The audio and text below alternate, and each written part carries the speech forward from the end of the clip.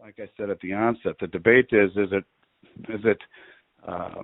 a shortage of blanks and refinery capability, or is it a shortage of silver? And I think ultimately both roads lead to the same place, and that is a shortage of silver.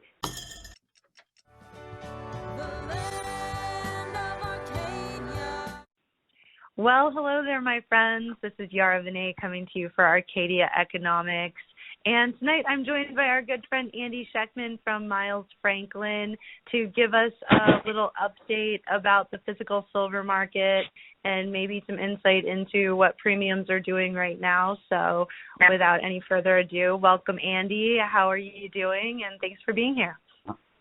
Oh, it's good to hear your voice, Yara. I'm doing well, thank you. Hope you are as well. I am, thanks. I just watched the sunset in Mexico, and that's always a beautiful thing. So you'll get to see that soon.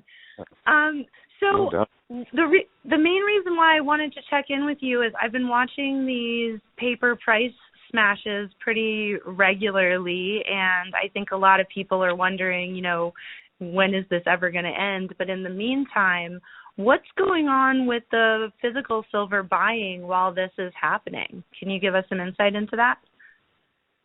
Yeah, the debate, Yara, is whether there's a silver shortage or a shortage of refined silver. And, either way, they both lead to the same place. The demand is off the charts. Silver Eagles, as an example, right now are, I believe, $13 in that neighborhood over the price of silver. Just about every sovereign coin across the board, UK, Australia, Austria, South Africa, are delayed anywhere from 2 to 6 weeks, and chasing premiums between $5 and $7 over spot. This is pretty much as high as I've ever seen them. It rivals what we saw in March, April of 2020 in terms of premium above melt value. We are really, really close to as high as I've ever seen in 32 years of business. And so with that's interesting to know. And with the delays that you're seeing from the sovereign mints, do you think that you can count on those delivery dates, or are they seeming like they might be a moving target?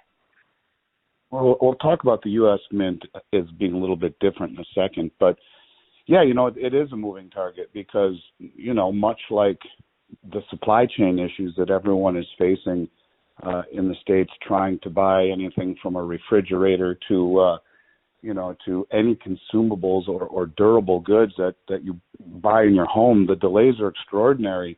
We were looking to buy a refrigerator the other day, and we're told it's almost a year for the one that we want. So you're seeing supply chain disruptions everywhere, and it's, gold and silver are not immune to those disruptions as well. So not only do you have the supply chain disruptions, you have the inefficiency of the mints that give us a date. We assume, we hope that those dates are accurate, but by and large, they have had a degree of variance over the past year or so where 1 week can turn into 3 weeks can turn into 1. Sometimes we're surprised. Most of the time it errs. We try to err on the side of telling people it's going to be a little bit longer and then try to over-deliver rather than to promise them they'll be there soon, because really we're at the mercy of a whole chain of distribution, from shipping across the Atlantic, if it's coming from any of the European mints, to getting through customs in some sort of an orderly fashion, to finding trucking that gets it to the vault in a timely fashion. And all of those things have the potential for some sort of a disruption. And adding into it record demand, purchasing things, locking things in for people when we're still 2 weeks out. So by the time the stuff gets in, it's already pre-sold and gone, and the cycle starts all over again. So it's really kind of crazy right now. It's very arduous trying to keep track of everything and keep it going. But yeah, I've been saying this for a long time, and I think that it will define the market. Let's look at the Silver Eagle market for a second. As one of only 24 U.S. mint distributors, I get information from the top, and we're able to secure Silver Eagles as much as humanly possible. The problem with the Silver Eagles is that, according to the law, the U.S. Mint is not allowed to pay more than the average price of the world average price of silver. So I guess that would take into account COMEX and the London Metals Exchange. They're not allowed to talk to a distributor. They have to source their blanks from a U.S.-based distributor like Sunshine. But they can't say to Sunshine, hey, we have so much demand. I know you guys do too. We'll pay you $1 extra per blank. They can't do that. They have to go to the Treasury Secretary to get that approved, and I don't think they're going to do that anytime soon. So what's happening is that the U.S. Mint claims they can't get blanks. In reality, no one wants to sell them blanks at spot, and by law, they're not allowed to pay over spot. So you have a situation where the Mint says we can't get blanks because the spot price is really not reflective of what a true ounce of silver is, and companies that make it would rather make their own Buffalo rounds and sell them for $3 or $4 silver than sell it to the U.S. Mint at spot. So the law of unintended consequences, when the commercial banks push the price down, this is what happens. Sounds like a bit of a silver pickle. So, well, yes, I would say.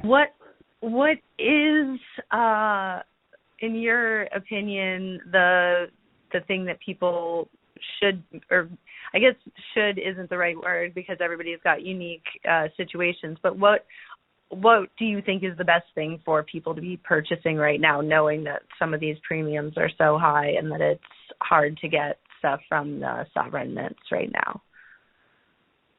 You know, I've always loved coins, and when I first met you, Yara, and Chris, we had the luxury of being able to pick and choose, and Chris has always loved, coins and different ones and unique ones. Those days are gone. You can't really buy much of anything in terms of diversity, in terms of selection. You're going to be waiting for the sovereign mint coins, Maples, Britannias, Kangaroos, Krugerrands, anywhere from 2 to 6 weeks for the most part. There are odds and ends, and there is some, but there's not enough to really say that there's good flush supply. And when you do, you're paying these high premiums. The Eagles at $13-14 is extraordinarily high. I wouldn't buy them myself at this point. I would buy silver bars, kilo bars, 100-ounce bars, 10-ounce bars. I think in the end, it's about the number of ounces that you own. And without being penny wise and pound foolish, you could buy 1,000-ounce bars, but they're so difficult to lug around and to, they're not very divisible. So a kilo, a 10, a 100-ounce bar right now, the premiums are not egregious. The supply is better than the sovereign coins, and that's what I would do. Right now we have a special on Asahi 100-ounce silver bars. They're in stock. They're $3.75 over the price of silver. To me, that's a better value than paying, in essence, $10, $11 more per ounce for a silver eagle. So on 1,000 ounces, you're talking $11,000 more for the same amount of silver. It doesn't make sense to me. Yeah, no, I agree with that. That makes a lot of sense. If people did want to buy rounds, what are average round prices and as far as the premiums are going on that? Are they, over $5 or $4.50? Yeah, they're about $4.50. And to give people a reference, most of my career silver rounds would have been 99 cents to $1.29 over. Now they're $4.50. Silver Eagles would have been $3.69 over. Now they're 13 or 14 over. Maple Leafs would have been $2.89 over. Now they're 7.5 or so over. So everything is rising, and like I said at the onset, the debate is it a shortage of blanks and refinery capability, or is it a shortage of silver? And I think ultimately both roads lead to the same place, and that is a shortage of silver. Whether it's refining capability or not, the demand is greatly overwhelming the supply that we have right now. And, it's been this way for 2 years. You would think if the mints and the refineries were interested in making money, when you think about it, in terms of the U.S. government, the mint is one of the only things that actually makes money. You would think they would try to do all they could to ramp up supply and operations to meet demand. It's not only that, it's law. So I don't know. I don't know. I think that we'll see premiums continue to rise. Well, I think, all of the indicators that you're seeing, I don't know how you would come to another conclusion, but I'm grateful to have your insight as far as, finding out exactly what is going on the backside of these silver transactions. And if people did want to get silver at these low spot prices, it doesn't necessarily mean that they're getting it at a low physical silver price, and that has to do with real world situations. And so that's the real price of silver, it seems to me, right?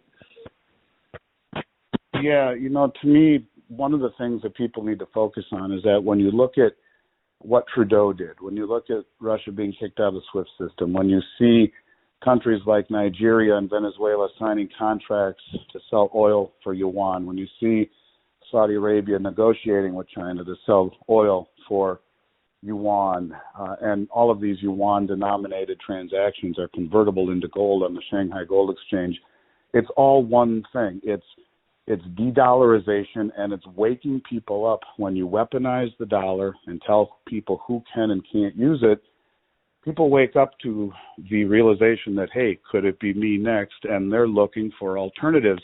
You throw into the mix record inflation where 80% of every dollar that's in existence has been created in the last 2 years. This is why we have inflation. And it's not just here in the States. You're seeing it all around the globe, and people are waking up. So what used to be a situation where the U.S. had to have been the majority of the sovereign mint coin sales, you're competing with people all around the world right now who are freaking out and waking up to inflation, to tyrannical governments, to geopolitical problems, and to a shift away from the U.S. dollar hegemony, which is something we've been talking about on this show together for a long time. And especially when you see that gold was classified tier 1, the people are waking up and moving away, which is creating more and more and more demand for what little supply is out there. Well, that's why I'm so grateful to have you on my speed dial, so I can always get my silver. And for all of our Arcadia viewers who are interested in getting physical silver, they can get specials from Miles Franklin. They'll always get great service. So would you mind repeating your special one more time for people who are interested in it and let them know how they can get that? For sure. You'd want to have them email us at info@Miles Franklin. It's crucially important that they put Arcadia Economics in the subject line. The current special this week is the Asahi, which is the mint that bought Johnson Matthey. They're top-notch 100-ounce bars, as nice as they come. Asahi 100-ounce bars in stock, ready to be delivered for $3.75 over the price of silver, no minimum order. Awesome. Well, thank you so much for checking in with us, Andy. I always love to hear from you, and I know you've had a busy travel schedule, so I'll let you go, but thank you for checking in with us. I look forward to talking with you soon, and have a good time in Mexico, my friend. I appreciate it, Yara. Say hi to my friend Chris for me, and you both stay well. Hope to talk and run into you both shortly. Well, I hope for that too, and thanks again, and I will talk to you soon.